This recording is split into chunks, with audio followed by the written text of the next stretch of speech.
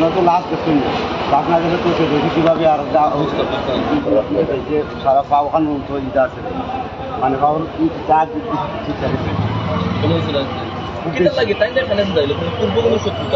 না এটা 2 গ্রামের একটা সমস্যা নিয়ে সিএনজি টমটম এগুলো লিখে আমরা শুনতে পেলাম যেন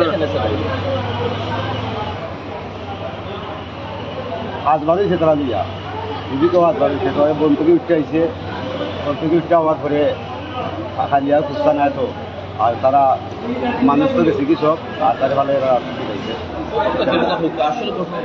আমি কইটা আমার অবস্থা বেশি নাই আমি তার কালবাইনে করছি আনছি গা মানুষ নাই আর আনছি তো আমার অবস্থা আমার অবস্থা আমরা জানছি আপনার মাইকিং করে যে গ্রামে সংঘর্ষ হয়েছে এটা সত্য নেই মাইকিং করতে থাকে আমি গতকালকে না বিভিন্ন আসলাম এই মানে সকালে কখন থেকে মাইকটা শুরু হয়? সকালে আমরা বন্ধ আসলাম বন্ধ আছিলেন, আপনারা কখন জানতে পারেন? আমরা বন্ধ আসছিল তাদের আমি এখন বন্ধ ও পাইও এটা আমার ঠিক আছে আমরা একটা মিনিট আপনার কথা লাইভ চলে আপনার কিছু কথা পরে বলি লাইভ চলে দর্শক জানিয়ে রাখি এখন লাইভ চলে আপনি কিছু আগেও কইছি যে তারে ভিডিওটা মিডিয়াতে যেটা ফুল লেখাটা ফুল কইলো এটা মিডিয়া দর্শক জানিয়ে রাখি এখন পর্যন্ত যে দৃশ্যপটটি দেখছিলাম আসলে দীর্ঘক্ষণ থেকে আসলে হ্যাঁ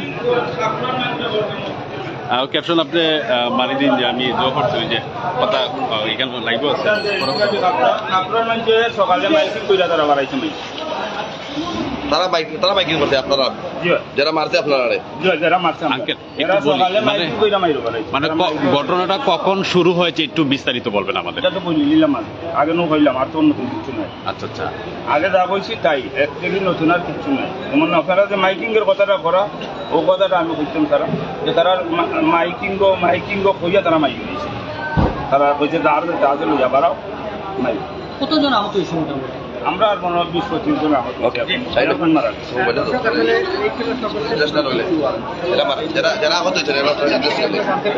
আমরা আসলে এ নিয়ে একটি সংবাদ প্রচারও হয়েছে যেটি বিভিন্ন মিডিয়ার মাধ্যমে আসলে এই সংবাদের তথ্যগুলো আসলে জানতে পেরেছিলাম। আমরা যদি আপনাদেরকে জানার চেষ্টা করি যে বেশ কয়েকজন আসলে গুরুতর আহত হয়েছে। তাদের মধ্যে রয়েছে আবু সাইদ যার বয়স 24, শিপন মিয়া যার বয়স 30, সোহেল মিয়া 40 বছর এবং আউয়াল মিয়া বয়স 55, উজ্জ্বল মিয়া বয়স 25, অনু মিয়া বয়স 35, সাদিক মিয়া বয়স 45, নাসির মিয়া বয়স 28, শেলু মিয়া 40, এছাড়াও ফয়সল আহমেদ 29 বছর।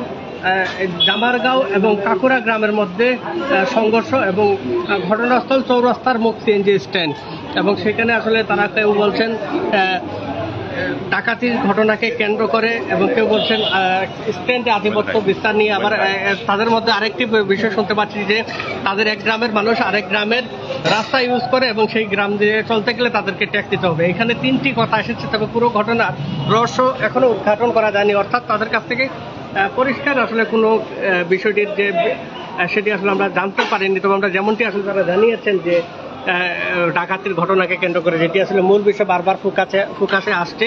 এই ছিল এখানকার সর্বশেষ আপডেট। আমরা সরাসরি এতক্ষণ আপনাদেরকে সিলেটের এমজি ওসমানী মেডিকেল কলেজ থেকে আজকের সকালের যে ভয়াবহ যে সংঘর্ষের ঘটনা সেটি জানার চেষ্টা করছি। বিদায় নিচ্ছি, যুক্ত হবো নতুন লাইভে। ভালো থাকবেন, সুস্থ থাকবেন আপনারা।